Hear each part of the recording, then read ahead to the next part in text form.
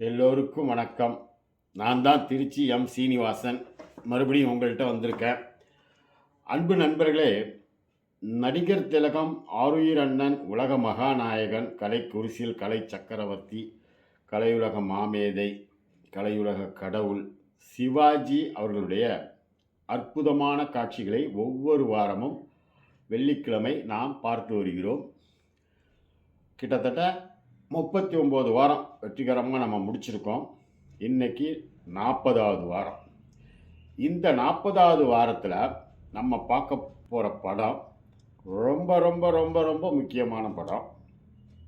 அதாவது நமக்கெல்லாம், சிவாஜி ரசிகர்களுக்கெல்லாம் அண்ணன் சிவாஜி ஒரு தனி இடம் நம்ம இதயத்தில் பிடிச்சிருக்காரு. ஆனால் அவரை தரிசிக்கிறதுக்கு அன்னைக்கே அவர் உயிரோடு இருந்த காலத்திலேயே இங்கேருந்து சென்னைக்கு போவோம். போய் அவரோட கோயிலில் வச்சு பார்ப்போம். என்ன புரியுதா? கோயில்னா என்னன்னு புரியுதா? அண்ணனோட வீடு. அந்த வீடு இன்றைக்கும் நமக்கு ஒரு தனி மதிப்பு மரியாதையோட நம்ம மனசில் இருக்குது. காரணம், நம்ம தெய்வம் குடியிருந்த வீடு. அது அந்த வீட்டை அதோட படங்கள்லாம் அடிக்கடி காட்டிக்கிட்டே வரும். அப்படி அதுக்கு ஒரு சந்தோஷம். நம்ம வீடை நம்ம காட்டணும் படத்தில். முக்கியமான படங்கள், அதாவது சிவாஜி ப்ரொடக்ஷன்ஸ்னால் கேட்கவே வேண்டாம். மற்ற சில முக்கியமான படமாக இருந்தாலும் சரி, அது அந்த வீட்டில் வச்சு ஒரு காட்சியாவது ஷூட்டிங் எடுக்கணும் அப்படின்னு விரும்புவாப்பில். அது ஒரு ராசி மாதிரி. இன்றைக்கும் அந்த வீடு ராசியோடு தான் ஓடிக்கிட்டு இருக்கு. அது என்ன வீடு? அன்னை இல்லம். அன்னை இல்லம் அப்படின்னு சொன்னாலே இன்றைக்கு சினிஃபீல்டில் இருக்கிற அத்தனை பேர்த்துக்கும் அத்துப்படி தெரியும். ஒன்றும் இல்லை, அன்னை இல்லம்னு சொல்லிட்டிங்கன்னா போதும், ஓ அண்ணன் சிவாஜி வீடு அப்படிம்பாங்க. பொதுமக்களுக்கும் ஓரளவுக்கு நல்லாவே தெரியும் அன்னை இல்லம், அன்னை இல்லம். அந்த அன்னை இல்லத்துக்கு மிக மிக பெரிய மனிதர்கள்லாம் அந்த வீட்டில் காலடி எடுத்து வச்சுருக்கிறாங்க. இன்னும் சொல்லப்போனால் நம்மளோட முன்னாள் பிரதமர் விபி சிங்கு, சோனியா காந்தி, அப்புறம் ராஜீவ் காந்தி, இவங்க எல்லாமே அந்த வீட்டில் காலடி எடுத்து உள்ளே போய் அண்ணன்ட்ட உட்காந்து பேசிட்டு வந்த இடம் அது. நாட் ஓன்லி தட், பெரிய பெரிய மகான்கள், பெரிய பெரிய மனிதர்கள் சமுதாயத்தில், வெளிநாட்டு எகிப்து மன்னர் நாசர், இவங்க எல்லாமே அந்த வீட்டுக்குள்ளே போயிட்டு அவர் கூட உட்காந்து பேசிட்டு வந்த இடம் அன்னை இல்லம். அந்த அன்னை இல்லம் என்ற பேரில் எனக்கு தெரிஞ்சு மற்ற எந்த நடிகர்களுக்கும், சினிமாவில் பெரிய பெரிய நடிகர்கள்லாம் சொல்கிறாங்க இருந்தாங்கன்ட்டு, யாருக்குமே வீட்டு பேரை வச்சு சொல்லி யாருக்குமே தெரியாது. அது மாதிரி பாப்புலர் ஆகலை. இவர் என்னமோ விசி கணேசன் பேரை வச்சார். சிவாஜிங்கிற ஒரு பட்டம் பெரியார் சொன்னார். அதுக்கப்புறம் சிவாஜி கணேசன்னே கூப்பிடப்பட்டார். சிவாஜினா தான் எல்லாருக்கும் தெரியும், அப்படி மாறிச்சு. அது மட்டும் இல்லை, அன்னை இல்லம் அப்படின்னு அவர் வீட்டை சொன்னாலே அண்ணன் சிவாஜி வீடுன்னு சொல்கிற அளவுக்கு அப்படி ஒரு பாப்புலர் அந்த அன்னை இல்லம். அப்படிங்கிற பேர்லேயே அண்ணன் என்ன பண்ணார், சொந்தமாக சிவாஜி ஃபிலிம்ஸ், கமலா பிக்சர்ஸ், அன்னை இல்லம் அப்படின்னு ஒரு படமே எடுத்தார். அந்த படம் சக்ஸஸ். பிளாக் அண்ட் ஒயிட் படம். பி மாதவன் ஒரு பெரிய டைரக்டர். நிறையா வெள்ளி விழா படங்களெல்லாம் அண்ணனுக்கு கொடுத்தவர். அவர்லாம் அண்ணனோட ரொம்ப க்ளோஸ். அந்த அன்னை இல்லம் படத்தில் பார்த்தீங்கன்னாக்கா அவர் நடிப்பு ரொம்ப பிரமாதமாக இருக்கும். ஆரம்பத்துலேருந்து ஒரே ஜாலியாக ஓடும் படம். அதுக்கப்புறம் ரொம்ப சீரியஸ் ஆகிடும், ரொம்ப சோகமாகவும் இருக்கும். அப்புறம் கிளைமாக்ஸ் நல்லபடியாக முடியும். இதுதான் படம். அந்த படம் 100 days படம். இந்த படம் 15/11/1963 ரிலீஸ். இந்த படம் அந்த வருஷத்தில் 10 படம் வந்திருக்கு. என்னென்ன படம்? சித்தூர் ராணி பத்மினி, அறிவாளி, இருவர் உள்ளம், நான் வணங்கும் தெய்வம், குலமகள் ராதை, பார்மகளே பார், குங்குமம், இரத்த திலகம், கல்யாணியின் கணவன், அன்னை இல்லம். அன்னை இல்லம் தான் 10வது படமாக ரிலீஸ் ஆகிருக்கு. 10 படம் வந்திருக்கு. இப்போ நான் சொன்ன இந்த 10 படத்தில் ஏதாவது ஒரு படம் சோடான்னு சொல்லுங்கள் பார்க்கலாம். கிடையாது. எல்லாமே அருமையான படம் தான். ஆனால் ஓடினது 2 படம் தான் 100 நாள் ஓடி இருக்கு. இருவர் உள்ளமும் அன்னை இல்லமும் தான் 100 நாள் ஓடி இருக்கு. காரணம் இப்படி கூட இருக்கலாம். 10 படம் ஒரே வருஷத்தில் ரிலீஸ் பண்ணதில் கூட கொஞ்சம் ஏன்னா அந்த டெக்னிக் தான் அவர் பண்ண மாட்டாருன்னு நான் சொன்னேனே. ஆனால் எல்லாமே நல்ல படங்கள் தான். என்னன்னா அவர்கிட்ட இதுதான். அவர் ஒரு கலையை வந்து கடவுளாக நினைக்கிறவர். காசு சம்பாதிக்கணுங்கிறது 2ஆம் பட்சம் தான். அதனால தான் அவர் வந்து ஷூட்டிங்லாம் கரெக்டாக போவார். எல்லாமே நல்லா சின்சியராக பண்ணுவார். கொடுத்த கேரக்டர் செய்கிறதோடு இல்லாமல் ஸ்டுடியோலேயே இருந்து மற்ற கேரக்டரும் நல்லா செய்கிறாங்களான்னு செக் பண்ணுவார், சொல்லிக் கொடுப்பாரு. அந்த படம் நல்லபடியாக வரணும்னு விரும்புவார். தயாரிப்பாளருக்கு நஷ்டம் வரக்கூடாது, டைரக்டருக்கு கெட்ட பேர் வரக்கூடாது. மீதி எல்லாத்தையுமே அனுசரித்து எல்லாருக்குமே நல்லா இருக்கணும்னு நினைக்கிறவர். அதனால் ரொம்ப கண்டிஷன்லாம் போட மாட்டார். இவங்கள தான் ஹீரோயினாக போடணும், இவனை தான் காமெடி நடிகராக போடணும், இவன் தான் மியூசிக் டைரக்டர், இப்படி தான் இவன் தான் பாடணும், அதெல்லாம் கிடையாது. படத்தை வந்து அதே மாதிரி கலர் படமாக தான் எடுக்கணும்லாம் கண்டிஷன் போட மாட்டார். மேக்ஸிமம் பிளாக் அண்ட் ஒயிட்டாக நடித்து கொடுத்தாரு. ஆனால் இன்றைக்கும் கண்ணில் ஒத்துற படம் பிளாக் அண்ட் ஒயிட் படம் தான், அதில் எந்த மாற்றமும் இல்லை. அந்த அன்னை இல்லம் அப்படிங்கிற படத்துலேருந்து தான் இன்றைக்கி நம்ம சில காட்சிகளை பார்க்க போகிறோம். இப்போ பார்ப்போமா?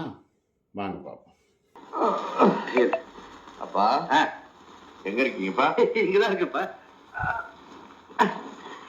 ரெடி? உங்க முகத்தை பார்க்க போறேன். 1 2 3. Good morning. மார்னிங்.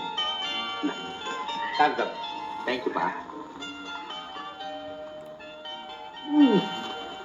சக்கரை ஜாஸ்தி.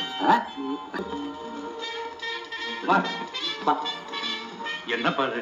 நான் அன்னைக்கு அவ்வளவு தூரம் சொல்லி மறுபடியும் வேட்டை கிளம்பிட்டேன். உனக்கு எதுக்கப்பா இதெல்லாம்? ஆபத்தான விஷயம். வாழ்க்கையே ஆபத்து நிறைஞ்சது தானப்பா. லைஃப்ல இதெல்லாம் இல்லாட்டி இன்ட்ரெஸ்டே இருக்காதப்பா. நீ இன்னும் ரொம்ப சுலமா சொல்லிட்ட. நீ வேட்டைக்கு போய் திரும்பி வர வரையிலும் நான் எவ்வளவு சுற்றிட்டு இருப்பேன் தெரியுமா உனக்கு? அப்பா இன்னைக்கு மட்டும் சும்மா டக் ஷூட்டிங் தான். அம்மா அம்மா என்னடி கார் இல்லையம்மா? அதுவா எப்பவும் போற இடத்துக்கு தான் போயிருக்கு. உங்க அப்பா அதை ஓசி கொடுக்குறதோ அதை அவங்க உடச்சு அனுப்புறதோ அது ஒர்க் ஷாப் போய் வரதுமே வழக்கமா போச்சு. இதோ பாரு, இதுவரை அந்த கார் 20,000 மைல் ஓடி இருக்கு.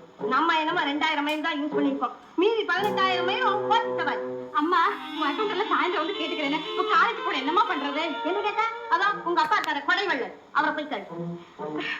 அப்பா அப்பா கிளாஸ் டெஸ்ட் இருக்கு, காலேஜ் டைம் ஆயிடுச்சு, கார் இல்லையப்பா. கார் இல்லையா? ஏமா இன்னைக்கு ஒரு நாளைக்கு அட்ஜஸ்ட் பண்ணிக்கேன். அடே சட்டப்படி நம்ம பரமானந்த கார் தான் புஸ்தகம் கொடுத்து அனுப்பிச்சுப்பாரு. சரி அந்த டிரைவர்ட்ட நான் சொன்னதா சொல்லி காலேஜில் போய் இறங்கிட்டப்போ போப்போ டைம் ஆச்சு. அதெல்லாம் சட்டப்படி கரெக்டா இருக்கணும். இந்தாமே நீதானே மிஸ்டர் பரமானந்த வீட்டு டிரைவர்? அப்பா என்ன கொண்டு போய் காலேஜ்ல விட சொன்னார். என்ன மேல அப்படி முழிக்கிறேன்? காலேஜ் எவடா? அப்பா என்ன கொண்டு போய் காலேஜ்ல விட சொன்னாரு. புரிஞ்சதா? புரிஞ்சுது. இந்த புஸ்தகம் ஏ ராமா, இத கொண்டு போய் அப்பா கிட்ட கொடு. சீக்கிரம் எடு மேல வண்டியே.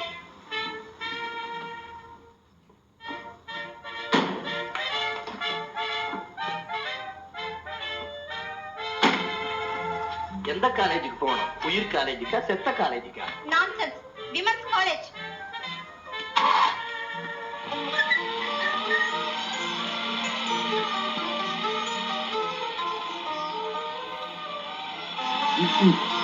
காலேஜுக்கு போகும்போது ஸ்டூடெண்ட்ஸ் எல்லாம் படிச்சுட்டு போனா படிப்பு உருட்ட மாறிட்டேன். Mind your business. அம்மா ஷட் அப். தேங்க்யூ.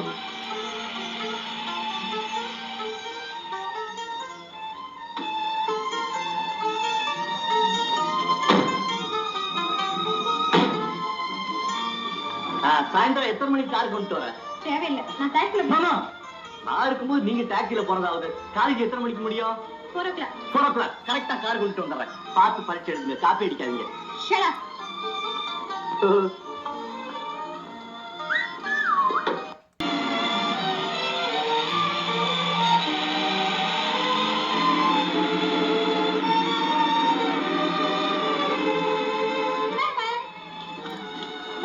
புஸ்தகம் மைண்ட் யுவர் பிசினஸ்.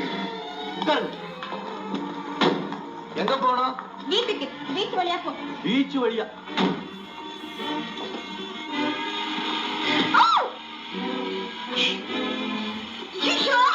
டிரைவர் என்ன இது? நான் என்ன செய்யறது?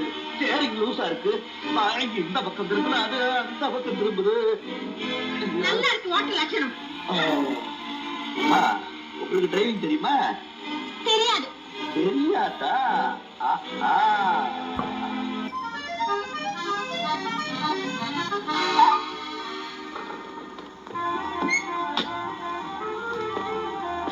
என்னாச்சு? பேரட்டு தோங்க.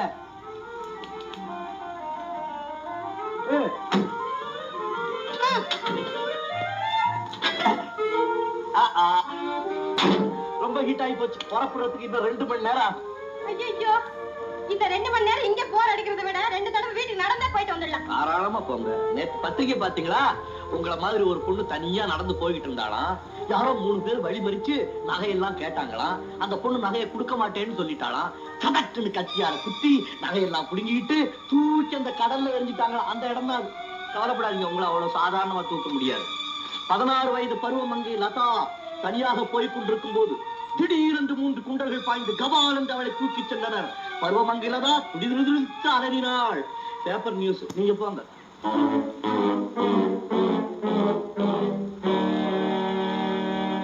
நடையா இது நடையா, ஒரு நாடகம் அன்றோ நடக்குது. இடையா இது இடையா, அது இல்லாதது போல் இருக்குது. நடையா இது நடையா, ஒரு நாடகம் அன்றோ நடக்குது. இடையா இது இடையா, அது இல்லாதது போல் இருக்குது.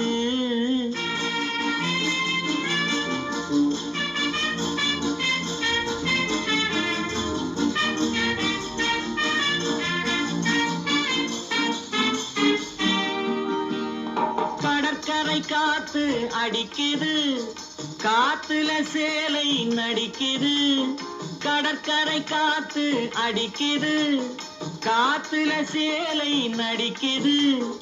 முன்னாலே வர சொல்லி அழைக்குது, முகத்திலே கடுகு வெடிக்குது. வெள்ளிக்கண்ணு மீனா வீதி வழி போனா, தைய தக்க உய்யா. நடையா இது நடையா, ஒரு நாடகம் அன்றோ நடக்குது. இடையா இது இடையா, அது இல்லாதது போல் இருக்கு.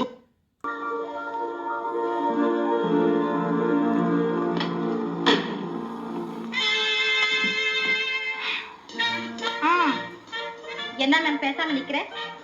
உங்க முதலாளி மகன் என்ன சொன்னாரு? என்கிட்ட மன்னிப்பு கேட்க சொல்லல? பின்ன கேளு. மன்னிச்சுக்கோங்க.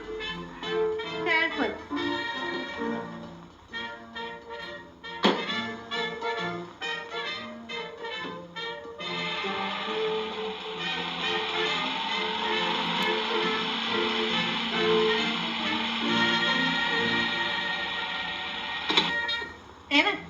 ஏன் வண்டி நிறுத்திட்ட? நம்மள என்ன சொன்ன நீ? மன்னிப்பா கேட்க சொன்ன? என்ன பாட் சைக்கோங்கிற இங்கிலீஷ் படம் பாத்தியா? அதுல வர்ற மாதிரியே உன்னை கார்ல வச்சு கடலுக்குள்ள தள்ளிவிடுவேன். கொம்பேறி மிக்க தம்புசாமி பரம்பரை. மேல் பாக்கெட்ல டிரைவிங் லைசன்ஸ், கீழ் பாக்கெட்ல பிச்சுவா பிச்சு விடுவோம். பிச்சு என்ன மன்னிப்பு கேட்க சொன்னது தப்புன்னு கண்ணத்துல போட்டுக்க. போறியா இல்லையா? என்ன வெறும் போடு போடுற? மன்னிப்பு கேட்டு போடு. அப்படி வா வழி. கபர்தார், கேர்ஃபுல், ஜாக்கிரதை.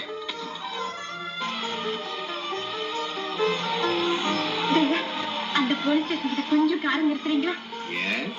ஒண்ணுமில்லை, எங்க அப்பா பப்ளிக் ப்ராசிக்யூட்டர் இல்லையா, அதனால இன்ஸ்பெக்டர் காலையில ஹைகோர்ட்டுக்கு சீக்கிரமா வர சொன்னாரு. அது கொஞ்சம் சொல்லணும் ப்ளீஸ். சீக்கிரமா வண்டிய வெயிட்டிங்ல போட்டாத.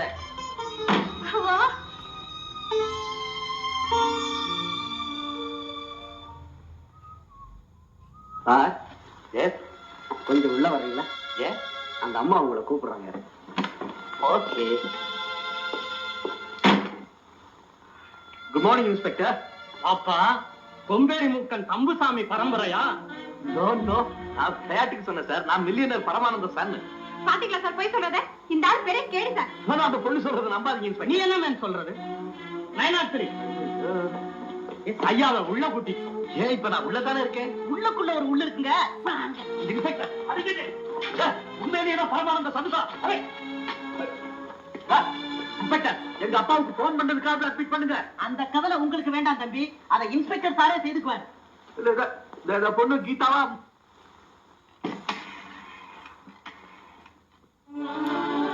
Good morning. Good morning. என்னம்மா கீதா, இவரோட டிரைவர் ஓட்ட தவறுதலா நடந்துட்டதா இன்ஸ்பெக்டர் போன்ல சொன்னார், வாசமா? ஆமாப்பா, என்கிட்ட ரொம்ப ஓவரா நடந்தது இல்லாம என்னையும் மிரட்ட ஆரம்பிச்சிட்டான்ப்பா. கொஞ்சம் இருமா. எங்க இந்த ரவுடி பையன்? அதோ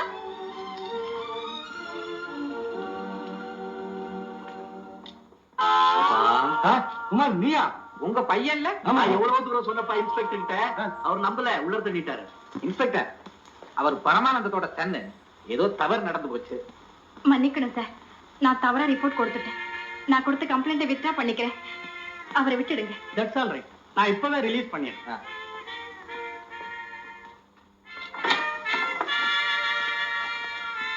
என்னப்பா இதெல்லாம்? ஒண்ணும் இல்லப்பா, என் ட்ரெஸ்ஸ பார்த்து அந்த அம்மா டிரைவர்னு நினைச்சுக்கிட்டா. நல்ல காமெடி போ. என்னம்மா, உன்னை பாக்குறதுக்கே பரிதாபமா இருக்கு. பரிதாபமா போலாம். அப்பா, ஏமா காலேஜ் போகணும்ப்பா. போய? எப்படி போறது? எப்படியா? வந்த வண்டியிலே போறது. டிரைவர் டிரைவர் நம்ம டிரைவர். என்ன டிரைவர் சார், அழைச்சிட்டு போங்களேன். Very good idea. வாங்க நம்ம வீட்டுல போவோம்.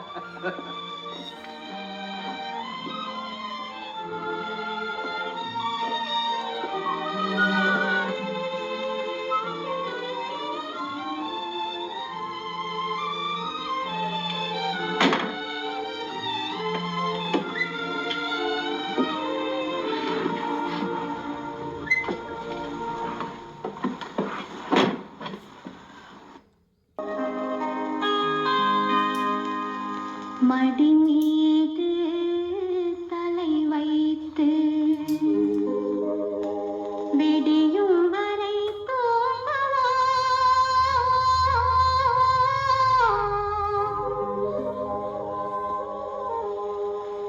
மறுநாள் எழுந்து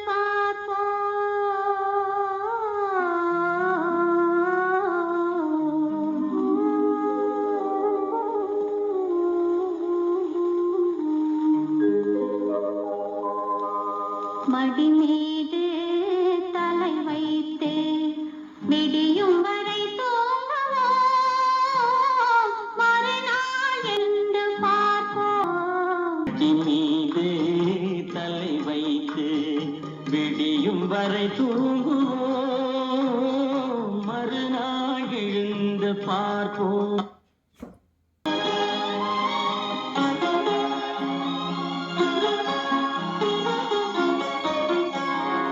இரவே இரவே விடியாதே, இன்பத்தின் கதையை முடிக்காதே.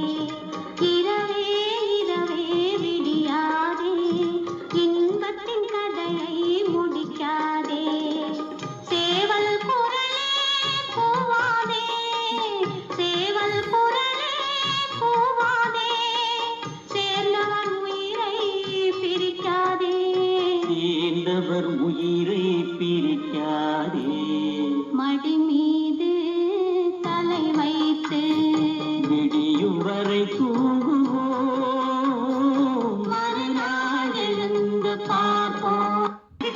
ஒரு மாதிரி கட் பண்ணி விட்டு வரக்குள்ள நேரம் ஆயிடுச்சு. என்ன பண்றது? மன்னிச்சுக்கோ. ஆமா ஆமா, மன்னிச்சுக்க. இத்தனோடு இருந்துகிட்டு என்னையா வைக்கல், நம்ம கிட்ட கேஸ் விஷயமா போறேன்னு சொன்னீங்களே, இதான் அந்த கேஸா? நம்ம சமாச்சாரங்கள்லாம் தெரிஞ்சதாச்சே. உங்க விஷயங்கள்லாம் எப்படி இருக்கு? என்னையா விஷயம்? எல்லாம் தெரியும், சொல்லுங்க. என்ன? பரவாயில்ல, சொல்லுங்க. நம்ம விஷயம் 12 16 வயது,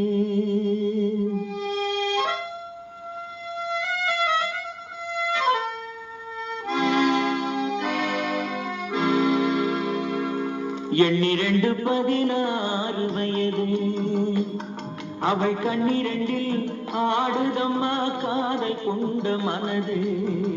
12 16 வயது, அவள் கண்ணிரண்டில் ஆடுதம்மா காதல் கொண்ட மனது. 12 16 வயது.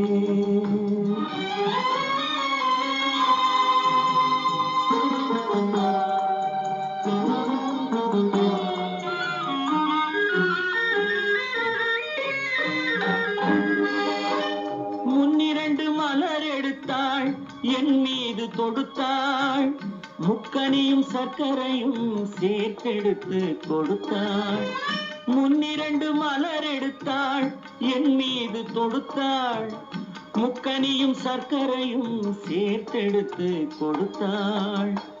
முக்கனியும் சர்க்கரையும் சேர்த்தெடுத்து கொடுத்தாள். எண்ணிரண்டு 16 வயது, அவள் கண்ணிரண்டில் ஆடுதம்மா காதல் கொண்ட மனது. எண்ணிரண்டு 16 வயது.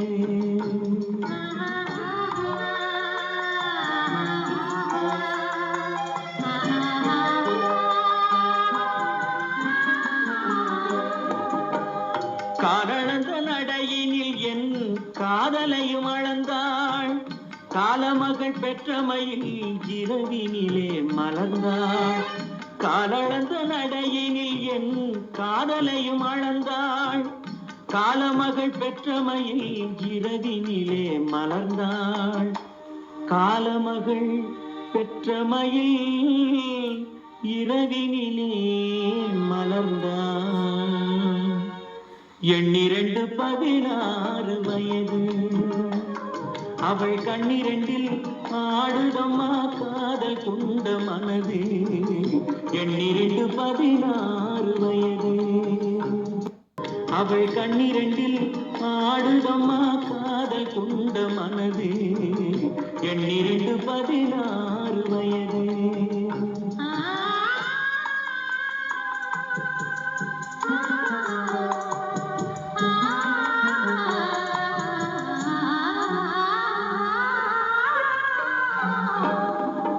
சுற்றி 4 சுவர்களுக்குள் தூக்கமின்றி கிடந்தோம்.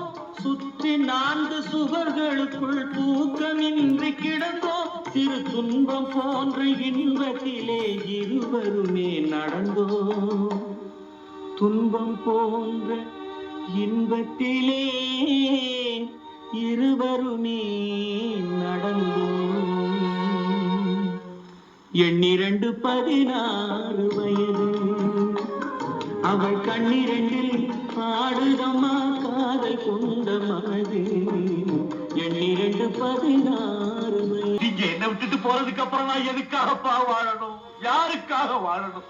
வேற யாருக்காக இல்லைன்னாலும் உன்னை பெத்த தாய்க்காக அதிலே வாழத்தான் பா. ஐயா, ஆமா அப்பா, உங்க அம்மா உயிரோட இருக்காங்க, இந்த ஊர்லயே இருக்காங்க. எங்க அம்மா உயிரோட இருக்காங்களா?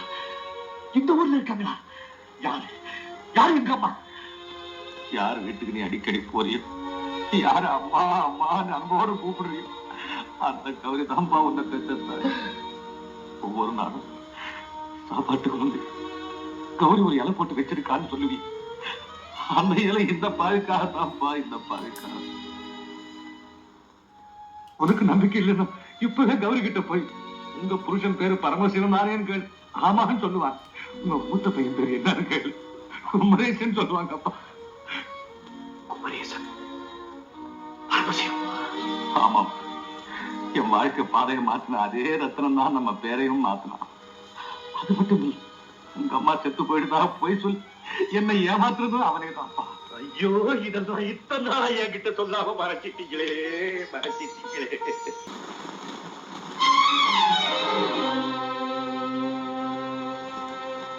அம்மா, குமார், அம்மா, குமார், அம்மா, வாப்பா. குமார், குமார், என்ன பண்ணு? எழுந்திருப்பா. குமார், உன் மனசுல எவ்வளவு வேதனை இருக்குதுன்னு எனக்கு தெரியும்பா. ஷண்மகன் தான் உங்க அப்பாவுக்கு தூக்கு தண்டனை வாங்கி கொடுத்துட்டேன். அதுக்காக உங்ககிட்ட நான் மன்னிப்பு கேட்டேன். அம்மா, மன்னிச்சிடுப்பா.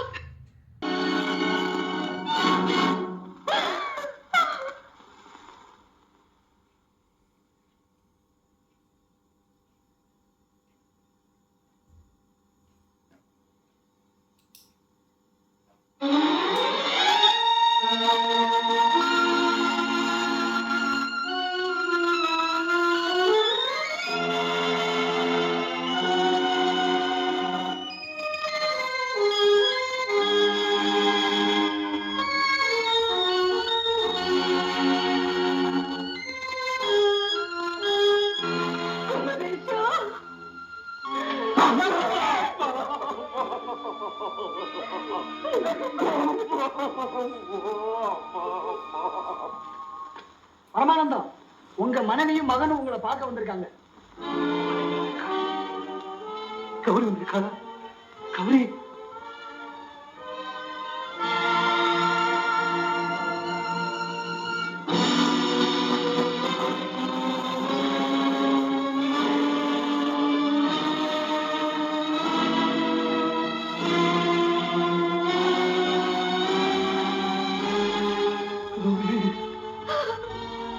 கௌரி, கௌரி,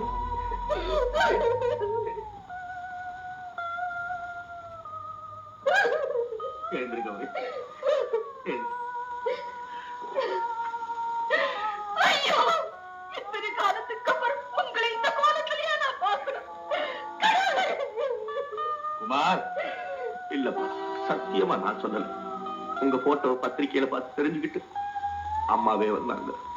அப்பாவும் பிள்ளையுமா சேர்ந்து எனக்கு ஏன் இவ்வளவு பெரிய தண்டனை கொடுத்தீங்க? அப்படி நான் என்ன குத்தம் செஞ்சேன்? இல்ல கௌரி, உன்னை விட்டு பிரிஞ்சதுக்கு அப்புறம் நான் தான் குற்றவாளி ஆயிட்டேன். அதனாலதான் என்னை பத்தி நீ தெரிஞ்சுக்க வேண்டாம்னு உண்மையிலேயே ஆணையிட்டு உன் பிள்ளைய தடுத்த. என்ன மன்னிச்சிடு கௌரி. ஐயோ, உங்க வாயால அப்படி சொல்லாதீங்க. குமார், என்னப்பா பேசாம இருக்கிறேன்? உங்க அப்பாவை விடுதலை செய்யறதுக்கு வேண்டிய ஏற்பாட்டு உடனே செய். போப்பா, போ. நீங்க கடைசியா அப்பாவை பார்க்க வேண்டியது ஒண்ணுதான் பாக்கி இருந்தது, வேற எதுவுமே இல்லை. இல்ல குமார், இல்ல, அப்படி சொல்லாதே. உங்க அப்பாவை எப்படியாவது காப்பாத்தியே ஆகணும். எனக்கு தெரியும், அவங்க எந்த குத்தமும் செஞ்சிருக்கவே முடியாது குமார். ஆஹா, இது ஒன்னே போதும் இருக்கு.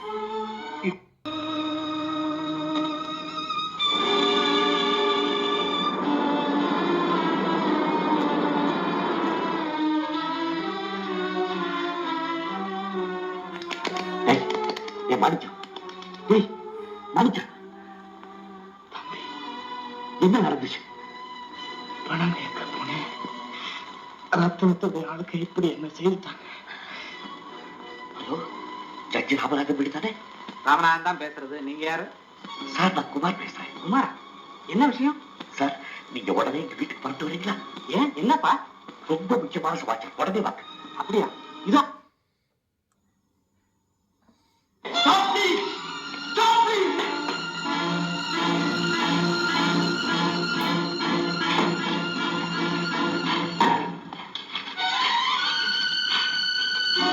Remove the rope.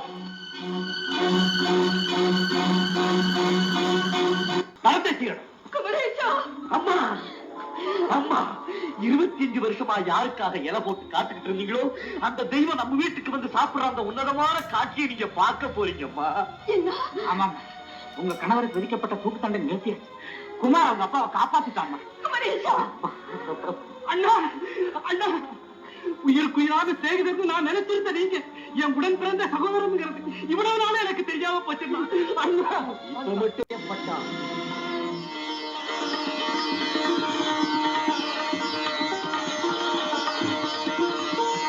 இல்லடா வைக்கும், அப்பாவுக்காக அம்மா இலை போட்டு பருமாறுறது அசட்ட நம்பிக்கைன்னு கிண்டல் பண்ணுவீங்க. இப்ப எந்த முகத்தோட இங்க உட்கார்ந்து இருக்கேன் பாருங்கப்பா, ஏதோ தெரியாதனமா சொன்னதை வச்சுக்கிட்டு அண்ணன் எல்லாருக்கும் முன்னாடி பரியாசம் பண்ணது பேசாம இருந்துட்டு. நான் என்னப்பா சொல்றது? இதுதான் பப்ளிக் ப்ராசிக்யூட்டர் ஆச்சு. இதுக்கு ஏதாவது ஒரு செக்ஷன் பார்த்து உங்க அண்ணனை மாத்து. அதான் ஜட்ஜி உட்கார்ந்து இருக்காரு பக்கத்துல. என்ன சொல்றீங்க? ஒண்ணு சொல்லட்டுமா? சட்டப்படி சாப்பிடும் போது யாரும் பேசக்கூடாது. என்ன சொல்லுவா? இந்த வழக்கு இது கோர்ட் இல்லடா, வீடு. படம் பார்த்தீங்களா? அன்னை இல்லம் அப்படின்னு பேர் வச்சு அவரோட சொந்த படமே இது மாதிரி எடுத்து ஒரு கதை, அற்புதமான கதை, தாதா மராசி கதை, பி மாதவன் டைரக்ஷன். என்ன மாதிரி ஒரு நடிப்பு! பிளாக் அண்ட் ஒயிட்லேயே எவ்வளோ சக்ஸஸ் கொடுத்துருக்காரு இவர். இவரோட முகம் பார்த்தீங்களா இந்த படத்தில்? க்ளோஸ்அப்பில் எண்ணி 2 16 வயது பாட்டிலெல்லாம் வெறும் ஃபேஸை ரைட் சைடும் காட்டுறாங்க, லெஃப்ட் சைடும் காட்டுறாங்க. அப்படி இப்படி பார்க்குற மாதிரி வெறும் ஃபேஸை மட்டும் க்ளோஸ்அப்பில் கேமரா வச்சுட்டு எவ்வளோ ஒரு அழகு! எந்த நடிகருக்காக இந்த முகவெட்டி வந்து கிடச்சிருக்குமா? எவ்வளோ பேர் நம்மளும் பார்க்குறோம். சில நடிகருக்கு லெஃப்ட்டில் பார்த்தா மட்டும் நல்லாயிருக்கும், ரைட்டில் பார்த்தா அசிங்கமாக இருக்கும். சில பேர் ரைட்டில் பார்த்தா நல்லாயிருக்கும், லெஃப்ட்டில் 2 சைடுமே நல்லா இல்லாமல் சில பேருக்கு இருக்கும். இதெல்லாம் இருக்கும்போது இவருக்கு முகம் வெட்டு கடவுள் கொடுத்தது. அதை சிரிச்சிட்டு அவ்வளோ அழகாக ஒரு கலையாக அந்த ஸ்டைலு, அந்த நடை, அந்த மிடுக்கு, எப்படி ஒரு நடிப்பு இதில் வந்து அவர் பண்ணியிருக்காரு. இவரெல்லாம் வந்து ஒரு உலகத்தில் வந்து ஒரு தலைச்சிறந்த நடிகர்னா இவர் மட்டும்தான். இவருக்கு அப்புறம் தான் மற்ற நடிகர்லாம் யாராக இருந்தாலும். காரணம் வந்து நடிப்பு மட்டும் இல்லை, வெரைட்டிஸ். நம்மளும் இத்தனை வருஷம் இத்தனை தடவை 40 வாரம் பார்த்துட்டோம். ஏதாவது ஒரு கேரக்டர் நீங்கள் சொல்லுங்கள், ஏற்கனவே அது நடித்தது தான் இதில் வந்துச்சுன்னு வரவே வராது. வித்தியாசமான கேரக்டராக தான் அவர் கடைசி வரைக்கும் நடித்தார். அதனால தான் தேடி பிடிச்சி கடைசியில் பாரதி ராஜா முதல் மரியாதையில் இப்படி ஒரு கேரக்டர் நடித்தது இல்லையே நடிக்க வச்சார். அந்த படம் பெரிய சக்ஸஸ். அதனால் அப்போவும் கடைசி காலத்தில் பாரதி ராஜா மாதிரி நல்லா யோசனை பண்ணி எடுக்காத கேரக்டர் ஏதாவது பண்ணியிருந்தாங்கன்னா அவர் கண்டிப்பாக கிளிக் ஆகிருக்கும். எவ்வளோதான் அவர் வயசானாலும் பரவாயில்ல. என்ன ராசால பண்ணலையா கரகாட்டம் போட்டுக்கிட்டு எப்படி செஞ்சார் அந்த வயசுக்கு. அதனால் இது எவரெஸ்ட்டு. இந்த எவரெஸ்ட்டை வந்து ஒன்றுமே எவனாலையுமே ஒன்றுமே பண்ண முடியாது. சும்மா வாயில் வேணால் பேசிகிட்டு இருக்கலாம், அவ்வளோதான். இன்றைக்கி ஒரு அற்புதமான படத்தை பார்த்ததில் ரொம்ப ரொம்ப எனக்கு சந்தோஷம். அதுவும் அன்னை இல்லம் நமக்கெல்லாம் ஒரு முக்கியமான இல்லம்.